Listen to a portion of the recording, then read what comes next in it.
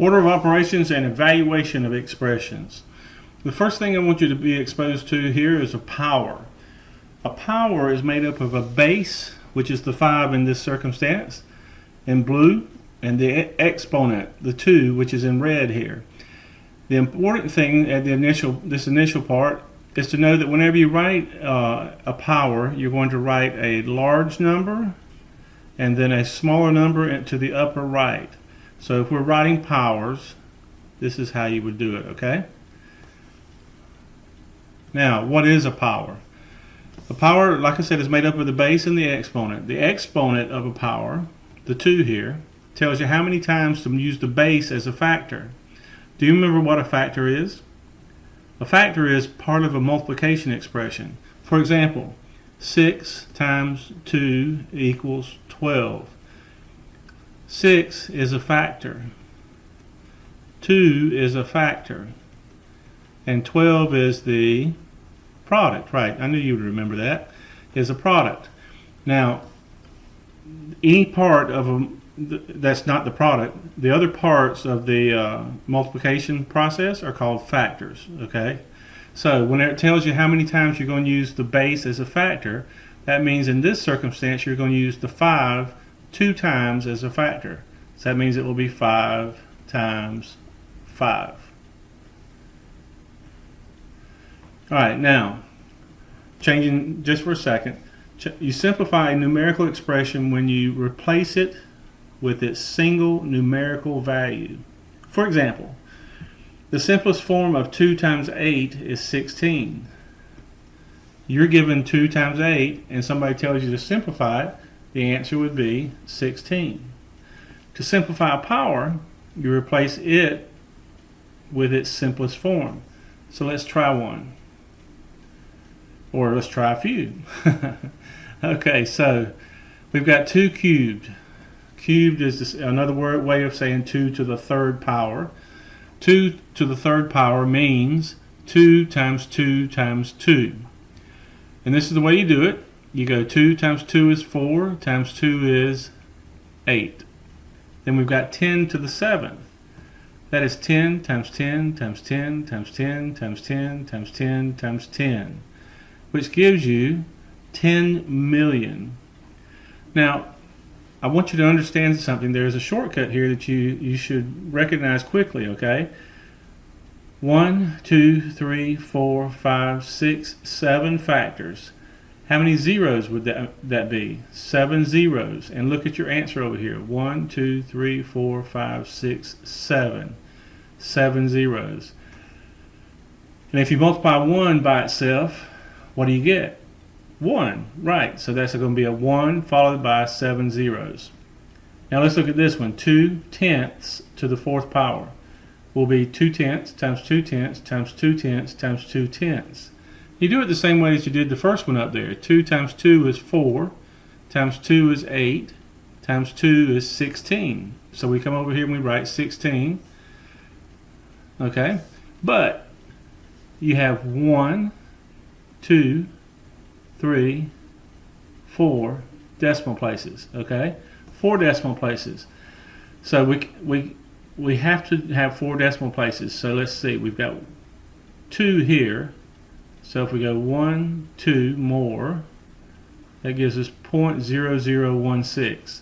And that is the answer that we came up with, 0.0016. Then we've got 3/4 squared. That's going to be 3/4 times 3/4.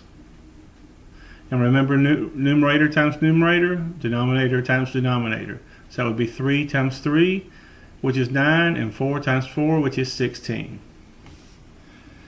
And once again, shortcut for this, whenever you see a fraction squared, that just means you're going to square the top number and square the bottom number.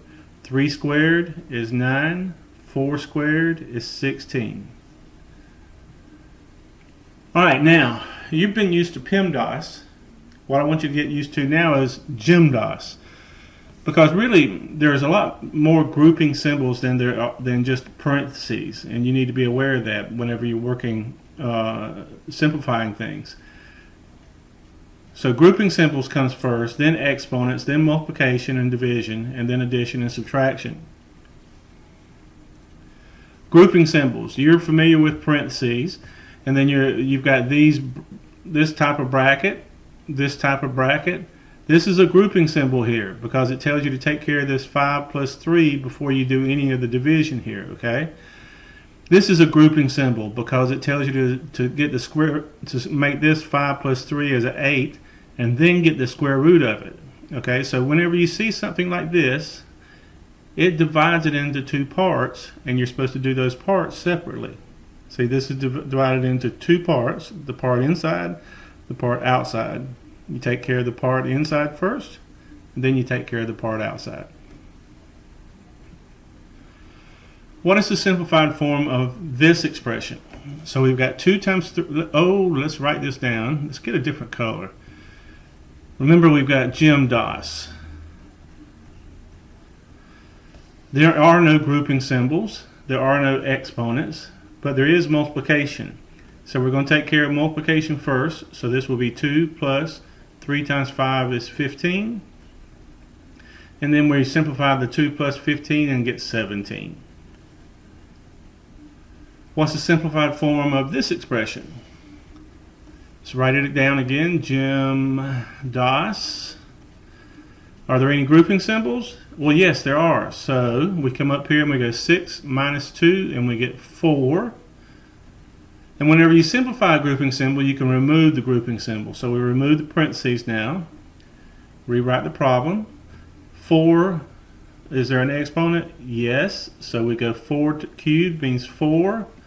Times 4 times 4. 4 times 4 is 16. Times 4 is 64. Divided by 2. No multiplication. Division's there, so 64 divided by 2 is 32. Alright, your turn. Remember GEMDAS. GEMDAS. What is the simplified form of these expressions? Pause the video, do these two, and then come back and we'll see how you did. Alright, so we've got 2 to the 4th minus 1 over 5.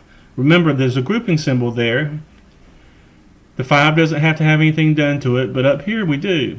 And whenever you have a grouping symbol, inside the grouping symbol you need to use the order of operations to simplify it. So right here we've got subtraction and we've got an exponent. Which do we do first? Right, the exponent. So we do 2 times 2 times 2 times 2, which is 2 times 2 is 4, times 2 is 8, times 2 is 16, minus 1 over 5. Then we take care of the 16 minus 1, which gives us 15 over 5, and that gives us 3. 15 divided by 5 is 3. I hope that you got that. Let's see, 6 times 3 plus 9 divided by 3. Do we have a grouping symbol? Yes, we do. Inside the grouping symbol, we've got addition and division. Remember, division comes before addition, so we're going to go 6 times 3 plus, what's 9 divided by 3? Correct, 3. So we simplify the grouping symbol now. 6 times 3 plus 3 is 6. And 6 times 6 is 36. I hope that you got both of those.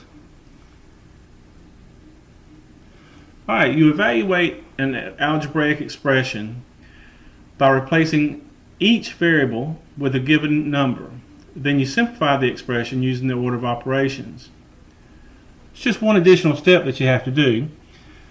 We've got x squared, but I'm telling you that x is going to be 5. So you come back over here and you write 5 squared.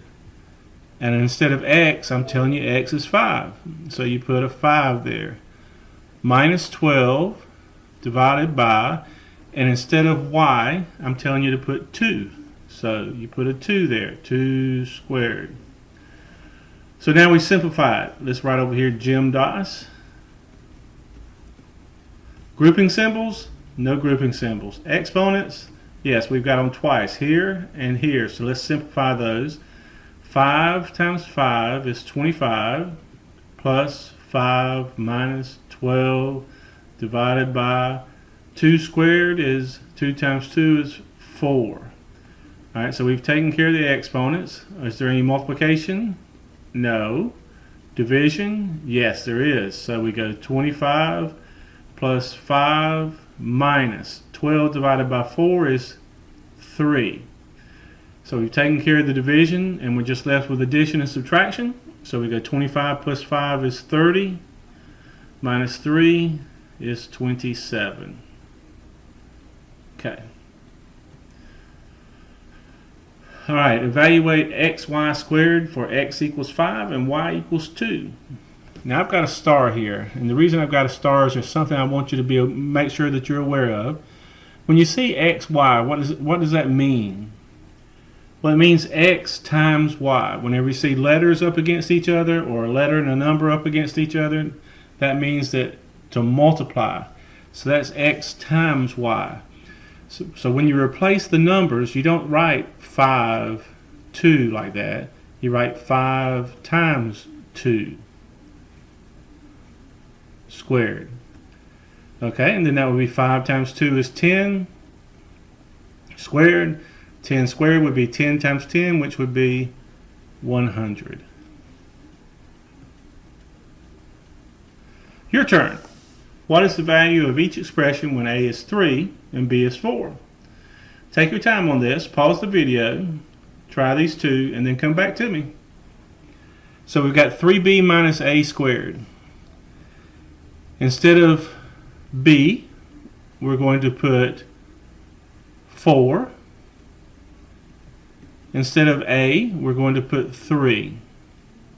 So that gives us 3 times, whoa, now I got to do the other first. 3 times 4 minus, what's 3 squared? 3 times 3 is 9. 3 times 4 is 12 minus 9. And then 12 minus 9 is 3. So 3 is our answer. Did you get that? I'm sure you did. Alright, so we've got 2b squared. 2, and instead of b, we're going to put 4 squared minus 7.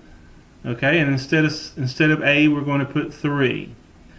So that remember we got to take care of the exponent first. So that's going to be 2 times 4 squared is 16, because that's 4 times 4, minus 7 times 3.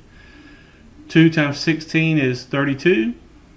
7 times 3 is 21. And 32 minus 21 is 11. I hope that you understood it and that you did well on that.